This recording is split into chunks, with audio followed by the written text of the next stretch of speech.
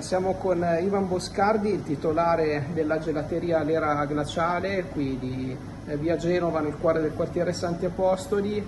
Stanotte c'è stata una spaccata qui in gelateria, però tutto si è risolto fortunatamente bene, anche se vediamo insomma, il vetro della porta danneggiato. Ci racconta un po' che cosa è successo? Sì, sono venuti probabilmente tre balordi, hanno visti due, tre balordi, hanno preso un tombino in ghisa, hanno provato a spaccare il vetro non si è rotto ma si è staccato, sono entrati, hanno preso veramente pochi spiccioli perché ovviamente i soldi non ne sono dentro, hanno preso la cassettina dell'APAR, delle offerte dell'APAR, che quello mi dà un pochettino più fastidio insomma, però sì, hanno rotto il cassetto, ci sono dentro all'interno i soldi, però forse un grande spavento ma niente di pericoloso. Grazie alla polizia municipale e quella di Stato che sono stati prontissimi e hanno fatto veramente un bellissimo lavoro, perché dopo neanche 40 minuti erano già